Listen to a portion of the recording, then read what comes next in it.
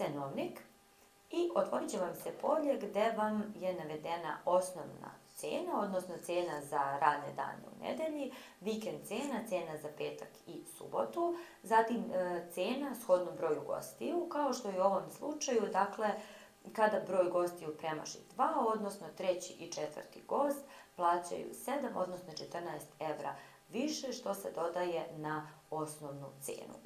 Bitno je jako naglasiti da je ovde upisana cena bez provizije koju gost plaća, odnosno cena kojom ste vi zadovoljni i koja predstavlja vašu zaradu. Ispod dela cene za dodatnog gosta nalazi se popusti, odnosno nedeljni i mesečni popust, popusti koje dajete na boravke duže od 7 i boravke duže od 30 dana.